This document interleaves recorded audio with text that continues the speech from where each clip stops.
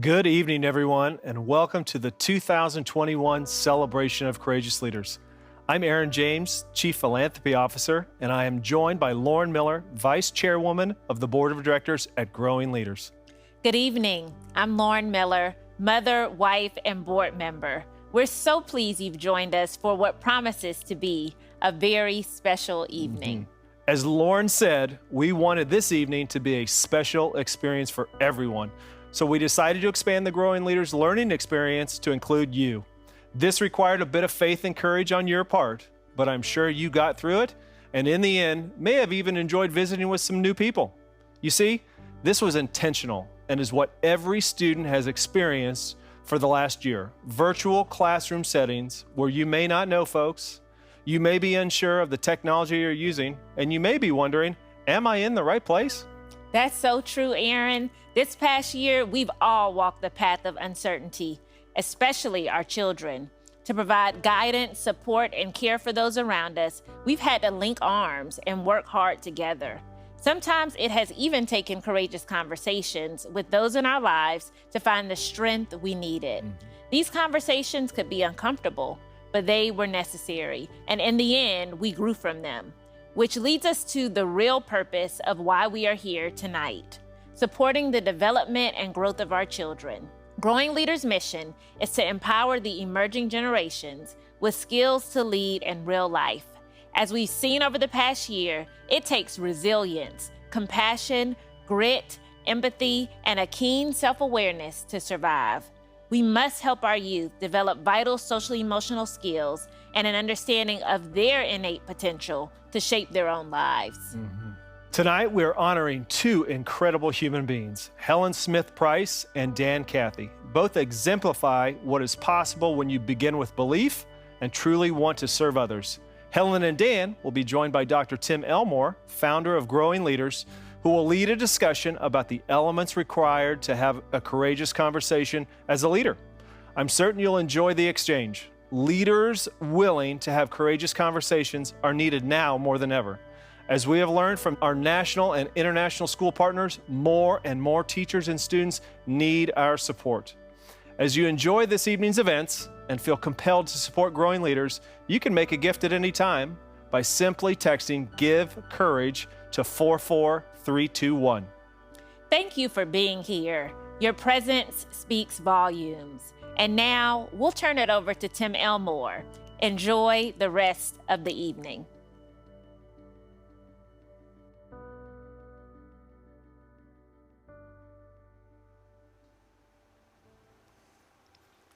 Thank you, Aaron. Thank you, Lauren. We're really glad that you chose to give us a chunk of your evening tonight. I'm hoping you feel like when it's all over, you've really invested your time. Well, you heard just a minute ago our mission and vision. I worked for Dr. John C. Maxwell for 20 years. And all the while John was teaching corporate leaders to be better leaders, I kept thinking to myself, what would happen if we could get this to the kids? These timeless principles, life skills, social and emotional learning. Well, we have discovered in the last 18 years, loads of good has happened. We've reached over 2.1 million students all over the world, and we're still going. And tonight really is about courageous conversations and how do we build courageous leaders from the next generation. So I am seated next to two people that I admire and love deeply. Dan, you and I have known each other for at least a couple of decades. I think I had hair on my head. Yeah, Yeah. you have.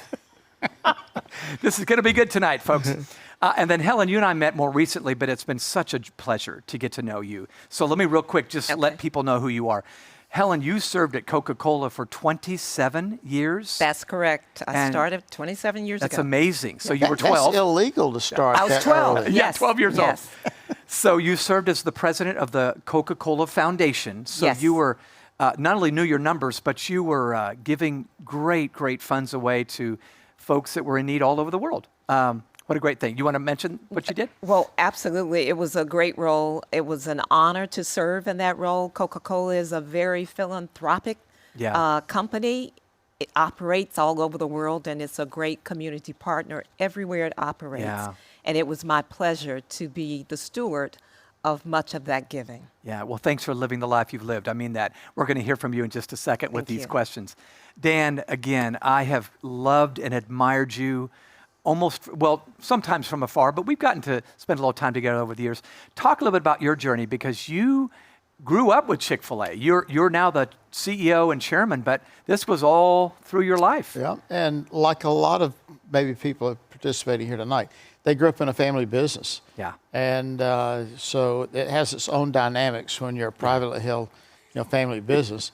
A lot of terrific things. And I was so fortunate to have wonderful role models in my mom and my dad.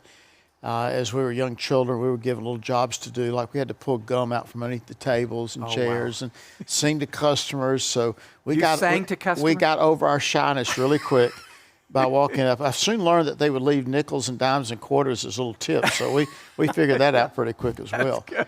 But it did a lot to build our self-esteem and to be family, working together with my dad to help make that little restaurant the Dwarf House, which is the birthplace of Chick-fil-A back in the 60s. Right near the Atlanta airport. Right. Love it. Well, I'm looking forward to asking you two some questions tonight. Ladies and gentlemen, we're going to be, for the next hour, just talking about courageous conversations. And I want to begin at the beginning. I want to talk about courage in general.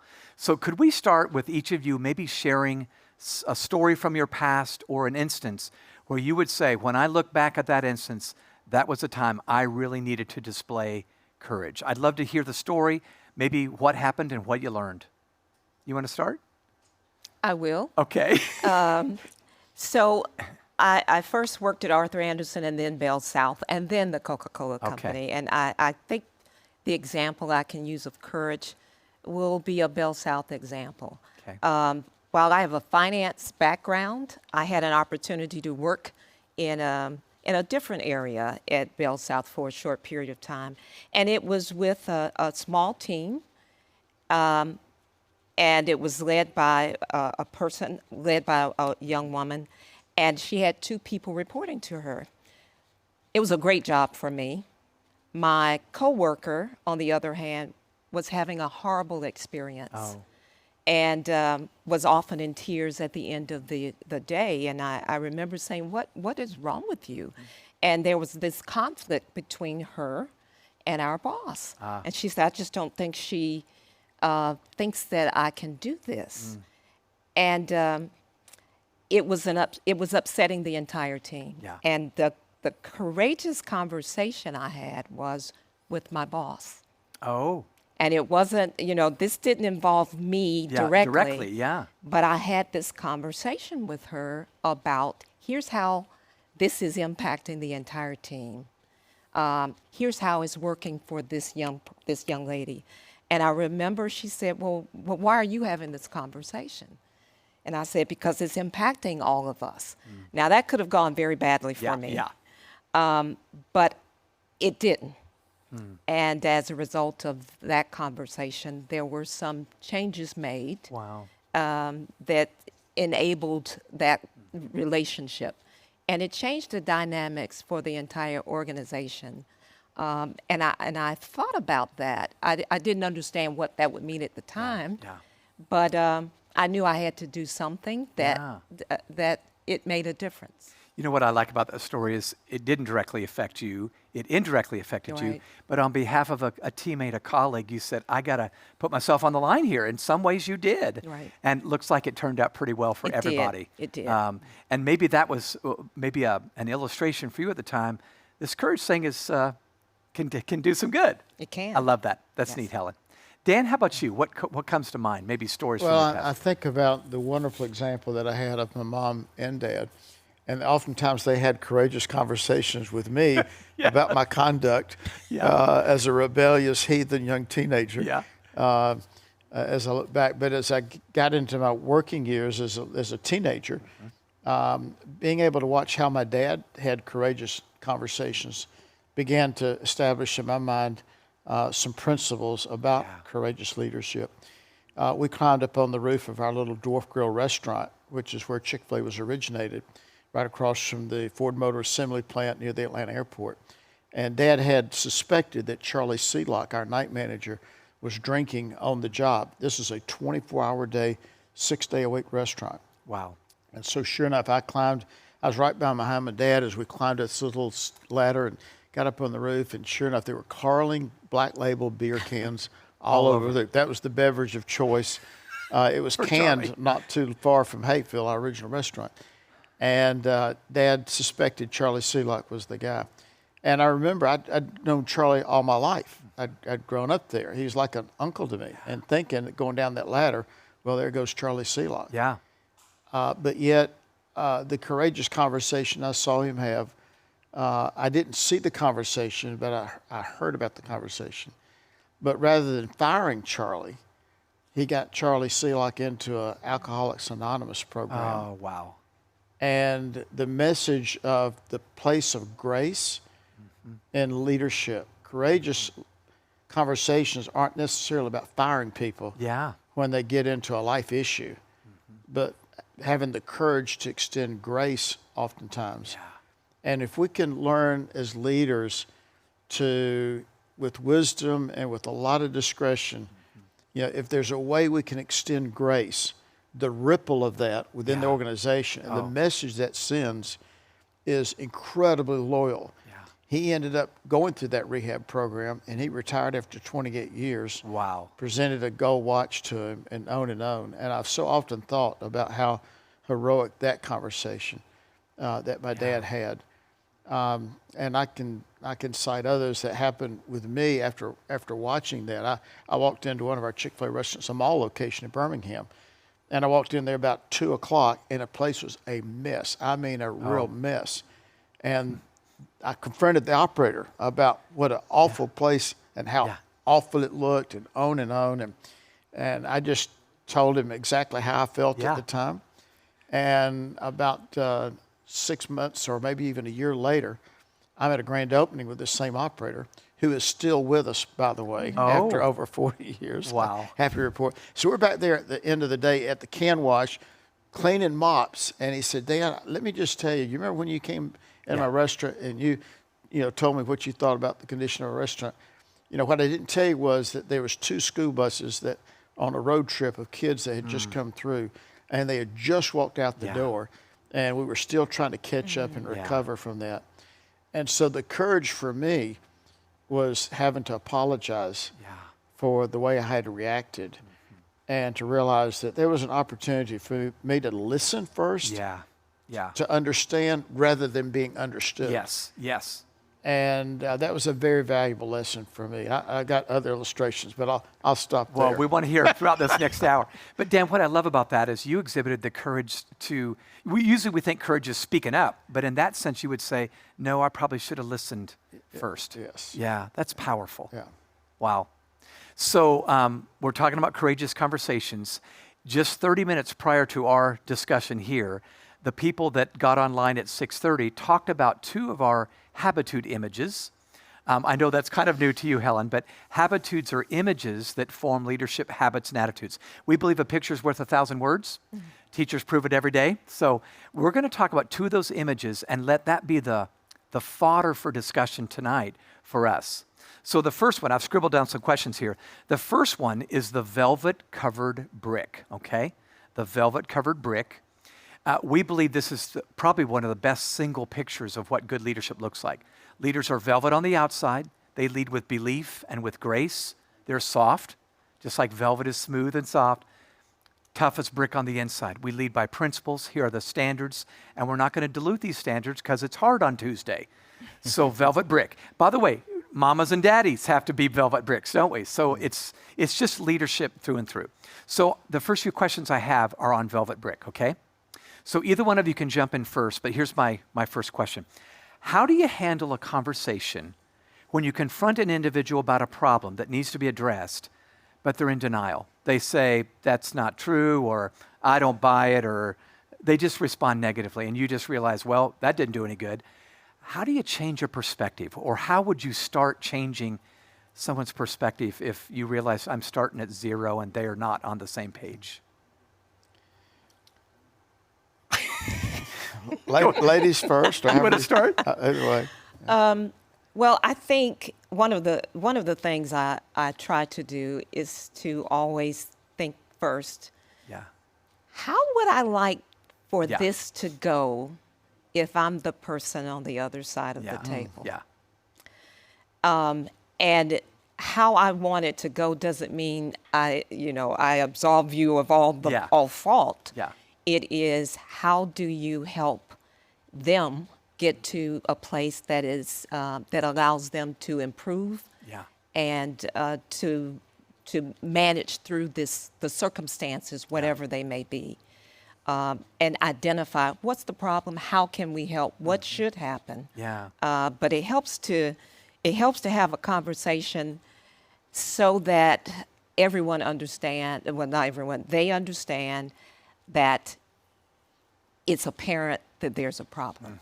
Yeah. And we're going to work together to figure out how do we resolve it if you are committed to improving and making this better. Good. So I have to think about, how do I want this to go? And I think when you have children, you also you really think gosh. about, Yeah. I have a son, I think about, how would I like for this to go for Alex? Yeah. Yeah. And that makes it, that's even harder than thinking, how does it Yeah. feel for Yes. me? Yeah. When I think about, how do I want that to Yeah. play out for him? I love that. I think that's just good leadership. Yeah, what I like about what you just said is it's not about Helen, it's about her son. And, if our agenda as leaders is all about us, Yeah. then that's going to be one tone of a Yeah. conversation. Right. But if we see our role as leaders as one to serve other people, to grow other people, to develop other people, Yeah. to help them come to a place of self-realization, Yeah. self-awareness, that's where we want them to Yeah. get Yeah. if we've really served them as a leader. Absolutely. Any thoughts of your own on that? Talking to somebody, they just aren't on the same page? Our business is a very operations-oriented business. We deal with some 2,600 restaurants. We've got paper that's on the floor. We've got people that need to have name tags on. We've got all kind of things. I mean, there's 1,000 things you could pick apart at any Chick-fil-A restaurant. And we can have a gotcha culture within Chick-fil-A, such when I walk in the door, everybody's running for the hills. Yeah. And they can't wait for me to get out of there. And you see that in some chain restaurants, even within our industry. But long ago, I realized that you can have that kind of atmosphere and culture where you're constantly, that you feel like it's your role to give them 12 things they need to fix. Yeah. Versus 5 things that you really make them feel where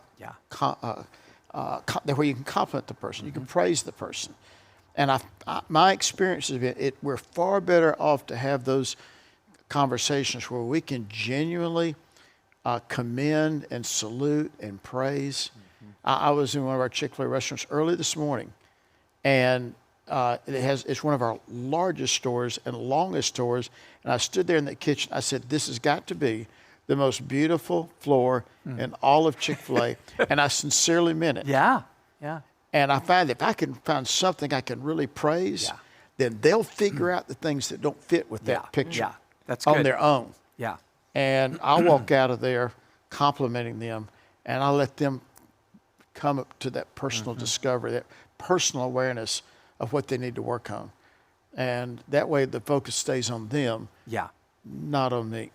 What I love about that is you're beginning with belief and finding the good, not the bad. Yeah. And you're saying, you guys are smart enough to know if this is the standard, that doesn't fit, but you'll figure that out. Yeah, I love exactly. that. And people, as a result, they look forward to us coming. And because I've that pattern that has migrated into the thinking of all of our staff, where our operators actually look forward to our staff coming.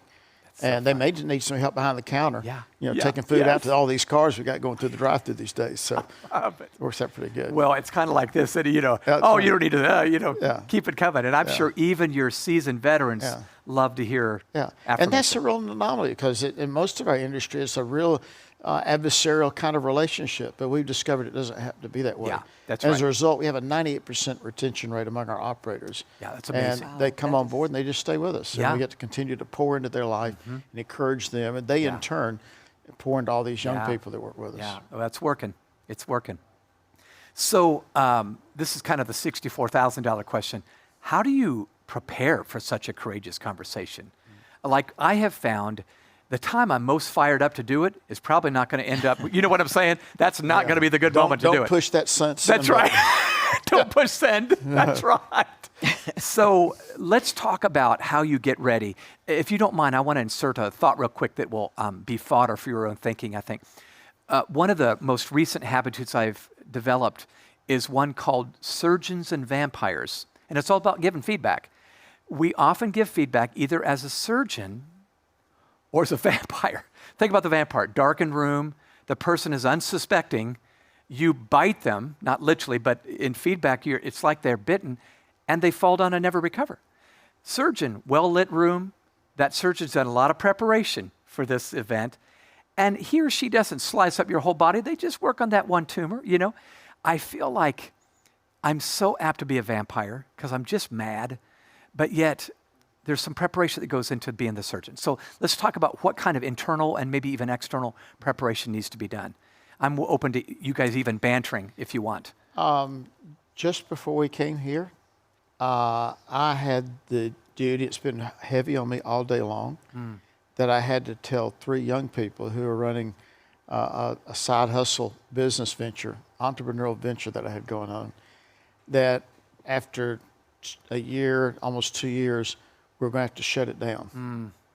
And it was awful. Yeah. I mean, the thought of doing that, because they had poured everything they had into it. And they were 3 incredibly wonderful, talented young adults. Yeah. And through no fault of their own. I could not replace them and think I was going to improve it. They were terrific young people. Yeah. But I had to tell them no. And when I walked in the room, I said, I'll meet you at 4 o'clock. I said, when I have a meeting with the 3 of, just the 3 of us, the 3 of them and one of me. So you asked about going into that meeting. Yeah. You know, how am I going to say this? Be direct and be clear. Yes. Yeah. And so I just simply asked the Lord, you know, may the words of my mouth, the meditations of my heart, may they be acceptable. Would you please give me the grace to know how to share with them some devastating news? And the venture of entrepreneurship is about opening and closing. You got to know when to hold them, and you got to know when to fold them. And if they're not financially viable, you're going to have to close it. We've closed hundreds of restaurants. Wow. We've closed hundreds of shopping mall locations. We haven't closed any freestanding restaurants, thank goodness, but a lot of shopping malls we've had. And those are hard conversations to have. So, you know, for me as a person of faith, I asked the Lord, please give me the words to say here. And if you ask the Lord for wisdom, He'll give it to us. James 1:5, if any man lack wisdom, it works for women too, but if any man lack wisdom, let him ask of God, who giveth to all men liberally. And we should ask for wisdom, because we're talking about people's lives and emotions and passions and things they pour a lot into it. So there's a lot. If I screw it up, it can be devastating to them. If I do it right, this is going to be a launching for something better in their life. The trajectory of their life they're may learn be in the hands. Valuable lessons, and they're going to make a winner next time. Yeah, that's good. Love it. You want to add? I'm not sure I can add much to that, except for, you know, in the roles I've had, both at Coca-Cola and Bell South and Arthur Andersen, my responsibility was certainly to the people that reported to me. Yeah.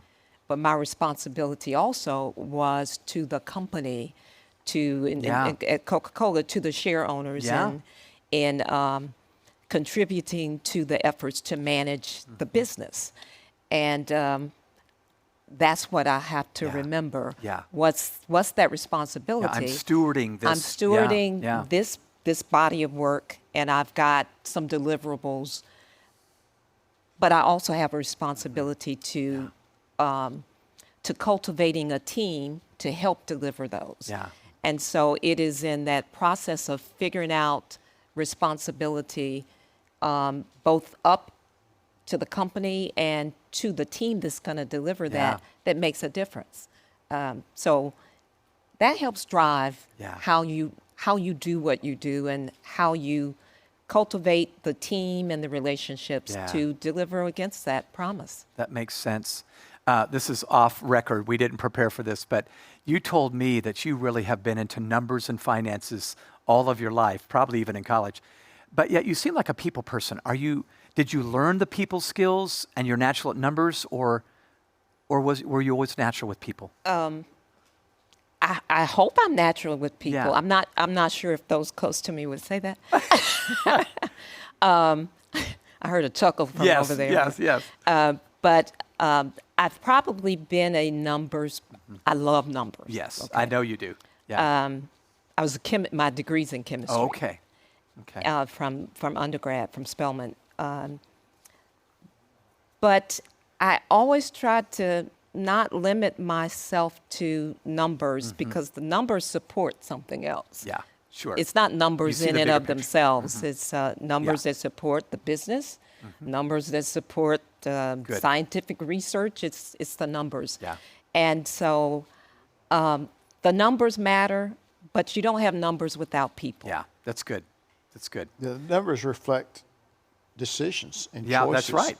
Yeah. that we've made. And so we need that dashboard. Absolutely. To keep up No with doubt how about it it. Right.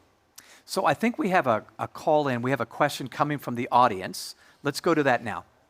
My question is, what do you say to people who believe that these conversations, courageous conversations as they are defined, don't matter and that people don't change?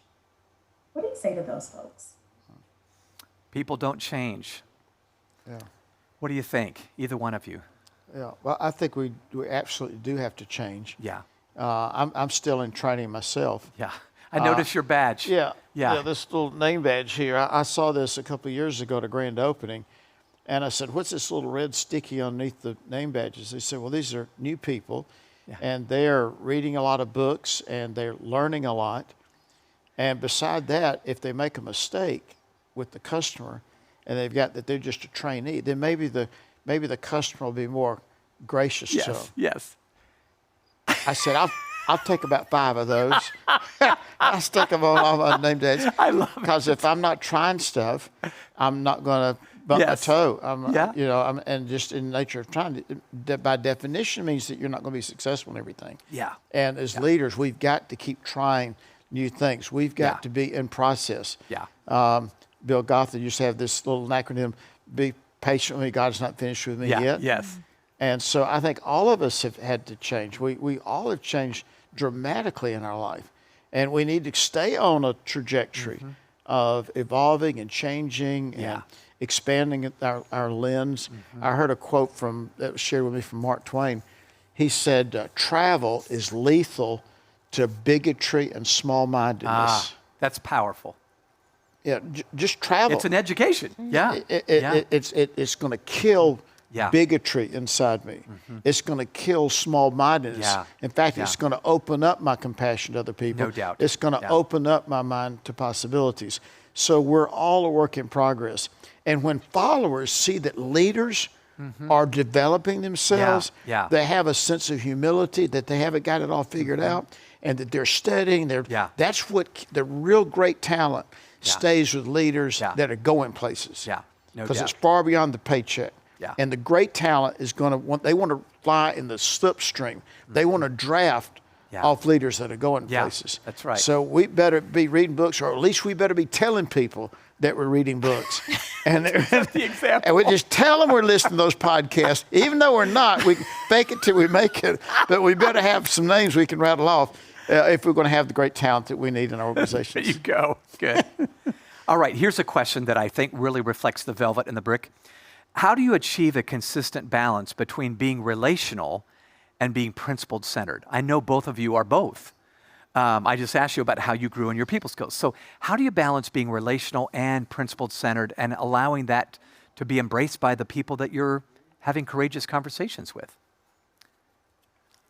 I don't think it's one or the other. I think I think as leaders and in roles, you have if you're clear about what your responsibility is. Yes. Usually there is a responsibility. It may be a technical, you may be in a technical area, you may be in HR, you could be in community affairs. You've got functional responsibilities, but you don't accomplish any of those without the rest of your team. Yeah. And so part of that is, of course, you've got some deliverables to make, but the only way you're going to make your deliverables is to empower that team and give them the skills and resources to actually do that. So unless you are operating as one person in a silo, you've got to have all of that to accomplish your goal. That's good. Because you can't do it by yourself. And I know some people that may over-index by themselves, but you really can't do it alone. That's right. Yeah. And so it requires all of that. Yeah, love that. Tim, we do a lot with leadership development, and we have an acrostic, SER, Great Leaders Serve, SERVE. And the V in that acrostic is we have to, great leaders, servant leaders, value results and relationships. I think inherently our giftedness that all of us have as it relates to value results and relationships may skew to one side or the other. As an example, I'm very relationship oriented. My wife is very results oriented. She rides horses and she trains horses and so forth. These horses are not pets for her. And if they don't perform, they're on a trailer going down my driveway and you see the taillights going down the driveway. So let me tell you, after 48 years, I sleep with one eye open because I know. You may be in a trailer. I may be in the trailer. I may be in the trailer. And I felt like I've been in the trailer on occasion as it is. So the good part about that is that when I weigh in with Rhonda and ask her about something I'm dealing with, she's probably going to be results biased toward that. I'm going to be relationship biased. That's good. I'm going to be listening to her. I also know how I feel from a relationship standpoint. So that's why it's very important that regardless of where we're at on that spectrum, 60-40, 70-30 and so forth, that we have other teammates around us that can help us make a better overall decision. That's good. That makes a lot of sense. So it's surrounding yourself with complementary people that will help you see things that maybe you don't see. I love that. Real quick, this can be a quick answer, but I've wondered what you think about, do different generations require a different approach, maybe a younger team member as opposed to a veteran, or do different ethnicities and cultural backgrounds respond? Would it be all the same, different temperaments? What insight would you have on maybe approaching the courageous conversation differently based on this, that, or the other? Well, you know, we are, when you work with people, you work with whole people. Yes, And they come with their experiences. When you look at the millennials, their experience with technology is very different. They live that. We learn it because we have to. It helps us do what we have to do. But they operate that way. And so you have to look at that whole piece and figure out how do we best interact. And I don't think there's one way to do that. But there are benefits to that. They know some things we don't know. They get to experience some things in a different way than maybe I did growing up, or even in the workplace. How they do things are different. How they are able to work as a team is different. The tools are different. You don't have to be in one room to be part of a team and actually deliver a product that's outstanding. And so it does matter how you look and manage that. Does that? Yeah, it does. You read them before you lead them. That's good. You want to add, what are your thoughts when you think about knowing the approach to take? Well, we deal with a very wide spectrum of talent within our organization, in our restaurants. We deal with a wide spectrum of talent from an age standpoint. We've got young teenagers, their first job. We have seniors that are working with us. We have urban environments and we have suburban environments. And we have a real rich culture from a ethnic standpoint and from a faith standpoint, culture background, family habits and so forth. So we can split this up a lot of different ways. for me, I'm not smart enough to distinguish all those things. And so I tend to go back to some fundamental principles such that everyone, regardless of their race, age, gender, background, and so forth, everybody has an inherent need to be treated with honor, dignity, and respect. Whether it's a teenager or if it's a senior adult or in between. And if we approach it from that standpoint, that they need affirmation, that we all have insecurities, we all have a sense of inadequacies in our life, and that's one of the reasons that affirming, encouraging words are the most important skill a leader can have is the vocabulary of encouragement. Positive affirmation. We are all needed. You know, for myself, you know, I grew up with an incredible dad, but I had the real need to have my own identity. I could only draft off my dad's shadow, you know, for so long. So I excelled in athletics. I excelled in music. I excelled in some things that I could do that were me. That helped, you know, build my sense of self-esteem. And as leaders have a strong, positive, healthy self-esteem, not a prideful, arrogant, but a well-grounded foundation of who they are, then I think they can be more accepting of other people and can deal with those personal conversations from a sense of a strong foundation. Again, I think our faith foundation, once you've been loved, it's easier to love other people and to recognize that. And you can't give what you really don't have. No doubt about it. And can I? Yeah, please. And so if you can get the team to be accountable to each other, it makes a big difference. Not just to the boss. Not just to the boss, but accountable to each other. I grew up, I'm one of 3 girls, and my father was one of 11. Oh, wow.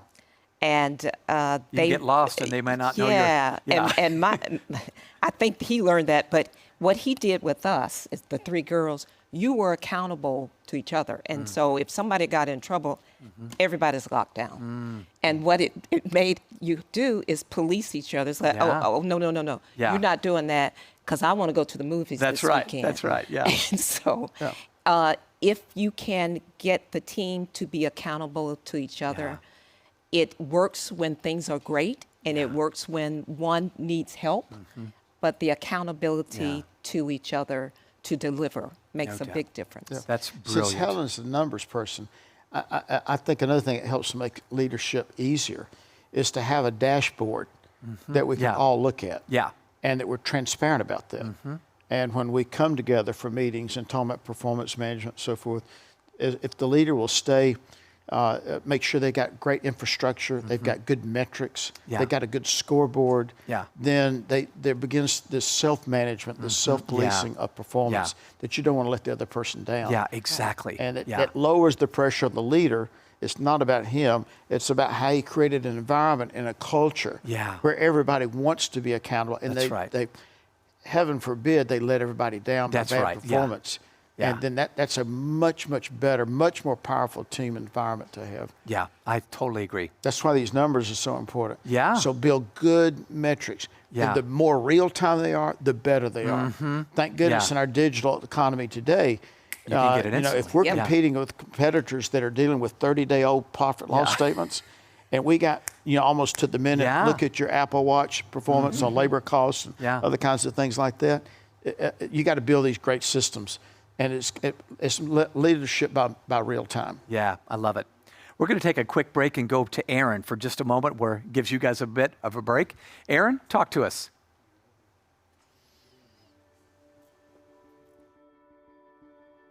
Hey there, it's Aaron again. I hope you are enjoying tonight's interview. It's discussions like these that really shine a light on the importance of growing leaders' programs. Did you know more and more research points to social emotional skills as the foundation of thriving in life? Access and literacy in social emotional skills can be transformative, and not just for the child, but also for the family and their community.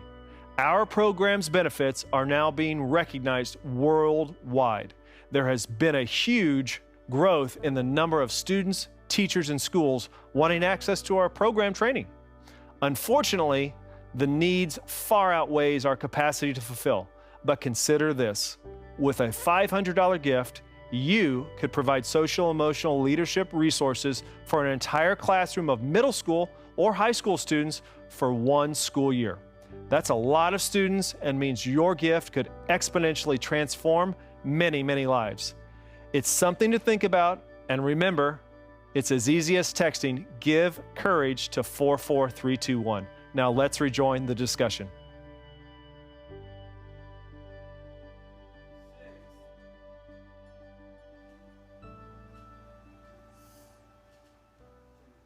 Thanks, Aaron.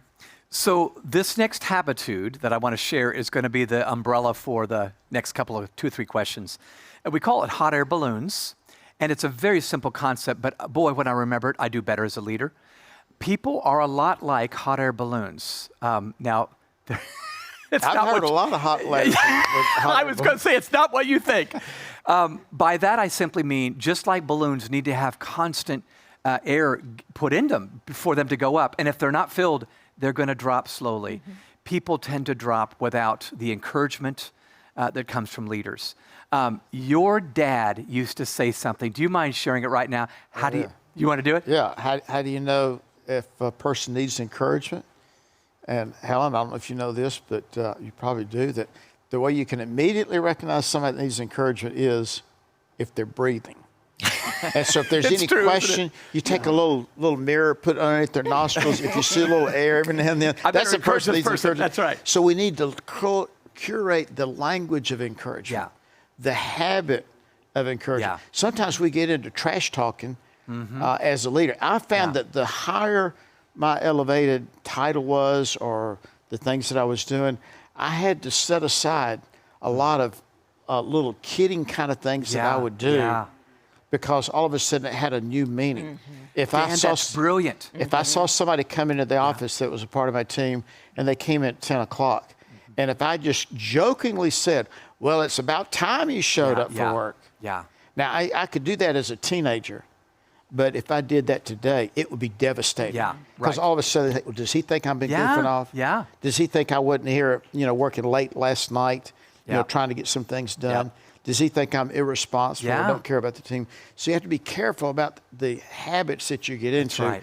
And so try to replace that, with something very positive and affirming that you can say. A mutual friend of ours, Andy Stanley, says a leader's words weigh 1,000 pounds. Yeah. And you just can't say things that you used to say as a team member when you're the person in charge. That's right. So encouragement may seem like it's not a courageous conversation, but I think it may be just as courageous as the velvet brick stuff. So here's my first question. When you're offering encouragement to someone for doing something you hope they do more often, meaning they haven't done it very much, but you found them doing it once and you want to just spur them on, how do you follow up to ensure the affirmation creates positive change that's needed? You follow what I'm saying there? Mm-hmm. What would you say? Is there maybe some tips that you would have to get that behavior repeated? I'm not sure the words you'd say, but I think all of us need encouragement, and the fact that they've done something and you want them to repeat it. You have to bring attention to. You did this, and here's why it's important, or something that encourages them in doing that. So that they do it again. The attention matters. So it's not, I did it, nobody even noticed. The attention matters, and the impact, the perceived impact matters, that they understand what you did also has an impact. I think everyone wants to believe and know that their efforts matter. That's so true. I'm not, no matter where you are in the organization, what I do every day makes a difference. Otherwise, you feel like I can do this any kind of way. And so it matters. Good. I love that. And I'm hearing you saying, affirm that more than once so that they realize she's really paying attention to this one particular thing. Absolutely. Absolutely. Good. In the genre of words of encouragement, not all words of encouragement are created equal. Meaning that the words that are most touch our hearts come from those that we respect the most. Yeah. That's true. When I hear words of encouragement or affirmation from my wife, Yeah. means Amen. 100 times more when I would do a talk and I'm out in Yes. public or something, and Yeah. you know, get all this flowery language and Yeah. so forth that Yeah. that sometimes kind of comes with the territory with titles. It doesn't make any difference until I get in the car and close the door with my wife, and we're a mile down the road, and then we're 5 miles down the road, and then with 10 miles down the road. By then, I'm saying, "Okay, Rhonda, That's go right. ahead and tell me what did I mess up on?" Because I want to know what she had to Yeah, say. that's right. Yeah. And so, when we have people that are in our life that we know really depend on us emotionally, we need to be really careful. We have to be very sincere, because if those words of encouragement, of great performance or whatever it might be, aren't sincere, then we lose their authenticity. Yeah. They have to be genuine. Yeah. And Good. they have to be heartfelt. Good. Love it. I think we have another question from our audience. Do we have a question? And is it ready? And do you want to pop it up? The conversation many people have to have we go. today is around setting boundaries, especially when working from home, where the line is blurred between where work starts and where it stops. How do you have a good conversation about setting boundaries in both your work life and your personal life? Okay. So boundaries, especially this past year during COVID, it was kind of a blurry line between when work stops and life begins. Any thoughts on boundaries? I think that blurring process was in motion. It has been in motion for a long time. That's true. Before COVID. Yeah. Yes, and these little digital assistants, these smartphones, these all the. We see the blurring on entertainment. Entertainment's no longer at the movie theater. Yeah. It's in the home. It's on your device. That line has blurred. Educational lines have blurred now as to how we're going to, be educating our systems going forward. The work from home, the hybrid model, is going to be with us from now. COVID compressed a lot of cycling time dramatically, and catapulted us forward in many ways. And so, therefore, on that question, I think we'll forever be working from home. We'll go into school from home, and on and on and on. And we'll have to learn how to set boundaries. Just last night, I was with a young man. He was in his 20s. He took his phone out. He turned it upside down. He put it on here. I asked him a question about a contact in his database. He would refuse to touch that phone because he'd set a boundary that he was going to have a meal without that phone. And I really respect his young man is in 20s.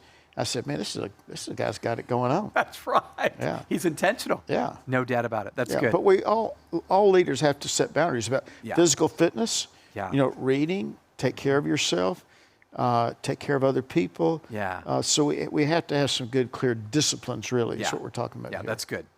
Any additions? No, only that I agree. The COVID environment with so many people working from home probably made those boundaries more necessary and required clarity. I know that even before COVID, I did a lot of work at home.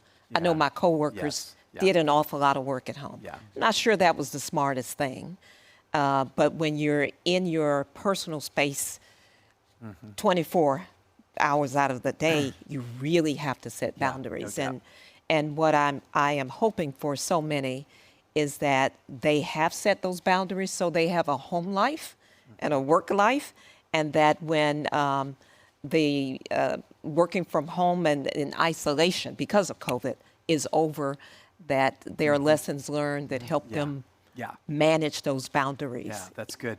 I saw one of our staff persons that said when they're on all these conference calls, they always put their Chick-fil-A name tag on just to make them feel like I'm at work. Yeah, that's sometimes at the end of these conference calls, they'd walk out the side door and come around, ring the doorbell, come at the front door just to have the celebration greeting as if they're coming home. So there's a lot of fun to have the dogs jump on you and the kids and all this kind of stuff. Jump, that's right. Yeah, that's so fun. it's worth having a celebration. I love that. That's fun. So think back to encouragement. Sometimes it requires more courage to affirm someone in private if you're not good in that sense. Sometimes it takes more courage to do it in public. When is it better to affirm or encourage in a public scenario? And when do you think it's better to do it in private? Any insight on that? So if you're encouraging, I think you have to think about a couple of things. Yeah. If you are recognizing and celebrating that person because they did something, and in public, you may have other people on the team who've done those same things. Yeah. And hey, what about me? Right. Yeah. But you understand what that meant and Yes. how that is changing the trajectory for that person's career. Yeah. That may be a private moment. Yeah. That's good. But if it is a lesson for the team, if it is a cause for celebration for that person that is good for them Yeah. and good for the team, Yeah. sounds good. Yeah. That's But good. I think you have to weigh those. Yeah, you do. It's seeing the bigger picture, isn't it? Yes. Yeah. The general principle, that we hear, and that one that I really subscribe to, is we praise in public, we criticize Yes. in private. To run a great behavior up the flagpole and just have a little team huddle that said, listen, I want to tell you what Ms. Helen did. Yeah.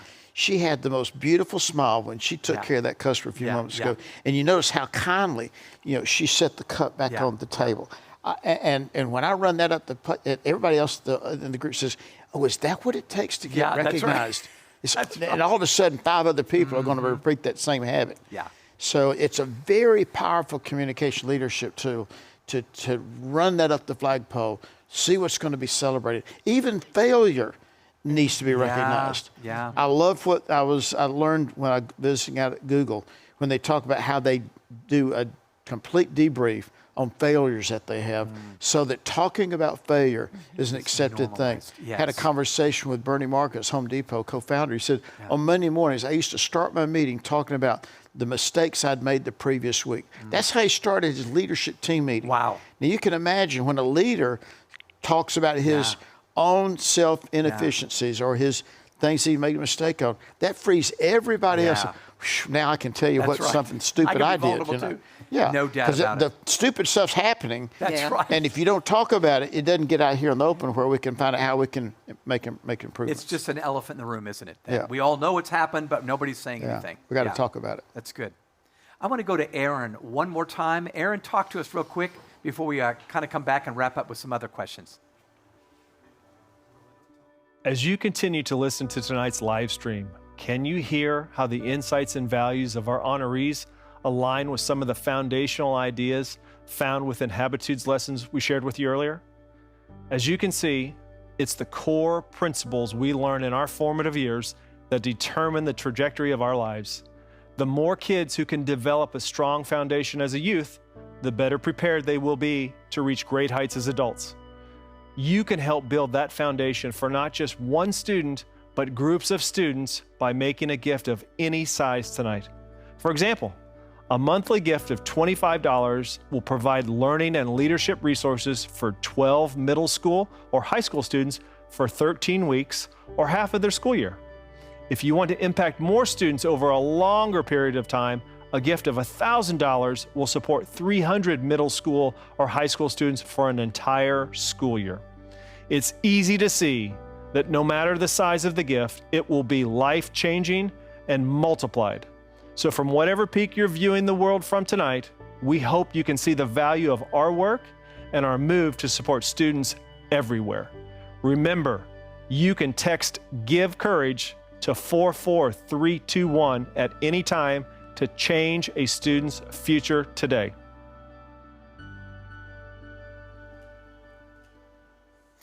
Thanks, Aaron. I have one last question for you two, and then I want to give you both a gift because we want to honor you as honorees of the 2021 Courageous Leader Award. But maybe my last best question could be, if you were to say anything about courageous conversations to the folks that are watching right now, and maybe you didn't get a chance to say it yet, what would that be? I think I mentioned there's business people watching, there's athletic coaches watching, there's moms and dads, but we all need to have these courageous conversations. What comes to your mind? Either one of you can hop in first. I appreciate so much that, as I mentioned earlier, I saw so much in my dad. But we all, can be that father figure. Yeah. We can all be that coach. We can all say those words of affirmation. It is so important. So many the home is so dysfunctional today that it was the intention that leaders and people of influence that had strong character that would be built in the home. And so oftentimes, that fatherly, motherly influence is going to come from a third party. And we need to step into that space and accept the fact that we have people that are incredibly dependent. If they don't get it in those teenage years, that's the most formative times in people's the stories, the experiences, the time we invest in young people is so important that we affect the trajectory of some of the rest of their life by those simple conversations. Yeah, good. That's a great parting word. Helen? I think I'll just add that I think you should have the courageous conversation that you want someone to have with you. So host the conversation that you would want someone to do for Exactly. you. Love it. Exactly. Because people need encouragement. Sometimes they need instruction. And it's not always an easy conversation. But does it make a difference in their lives, work life, personal life? But have the conversation because you would want someone to have that conversation with you. It's hard to go wrong with that perspective, isn't it? Can I give one other just Please. kind of a fun illustration? My dad taught Sunday school for over 40 years to young teenagers. Yes. And we had a young man by the name of Charlie that would never come to class, or when he came, he came late. And so he kept warning. He said, if you don't come to class and you don't get here on time with your Bible study and your Sunday school quarterly, we may just come to your home. And so we had this guy, Charlie, that didn't show up. Dad said, guys, get your your folding chair. We're going to put it in our Ford station wagon. And we did. We went down the street. We knocked on the door. Sure enough, so-and-so, Charlie's still in bed. She said, come right on back this way. So there's about 6 or 8 of us with our folding chairs. We made him stay in the bed, and we had Sunday school lesson around his bed while he was there. And I tell you what, he showed up the following week. Of course he did. but he had that courageous conversation. He made his point. He did it in a gracious way. And it was very memorable for all 6 or 8 of us. Years later, as a Sunday school teacher myself, I did the same thing with a young man. And those are, you kind of orchestrate these very, very memorable things that will people remember the rest of their life. And it wasn't just for Charlie. Everybody said, I'm the there. message. I am Yes, sir. there. Oh, yeah. Nobody's on gonna be back time next Sunday.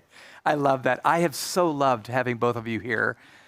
Thank you for living the life you've lived and letting us take an hour tonight and just talk to you. Thank you. I said we have an award for you. I don't know what you'll do with this, but it's very symbolic.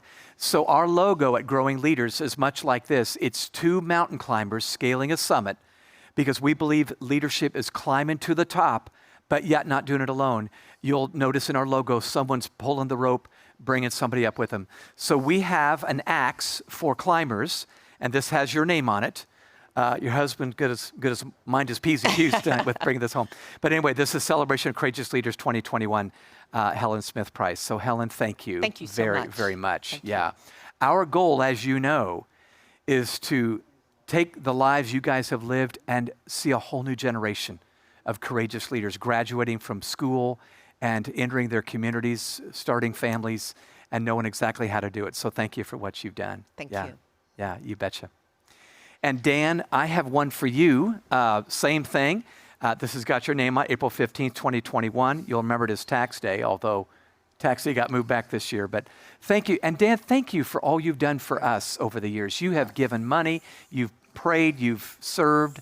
I am just grateful for what you've done for us at Growing Leaders. Thank you. You mentioned axe. I didn't know what kind of axe. I'm so glad it's this axe because it really fits with a painting that's in my dad's office, much like your logo here, of a guy climbing the mountain. And underneath this inscription, no goal is too high if we climb with care and confidence. Oh, good. And in that picture is the climber with a climbing axe like this as he's scaling the mountain. So this has double meaning for me and is much appreciated. And Tim, we want to recognize you for what you're doing to invest back in young people, being a catalyst to take John Maxwell's and a lot of other principles and take that message back into young people. Very, very, very important. Oftentimes they're not getting that at home. Yeah. They may not get it any other place. So the investment that you're making in those critical years is very, very powerful. Our society and our culture needs it. It's dependent on it. And we got to have far more of it if we're going to reconcile some of the issues we're dealing with society today. Yeah, thank you, Dan. I appreciate it, and I know you mean that. Thank you both. It's a pleasure. Thank you. And folks, thank you for joining us tonight. I'm sure you got something from that conversation. I sure did. Thanks for covering an hour. I'm going to turn it back over to Aaron to say farewell, but God bless you. Thanks again for coming. We'll see you next year.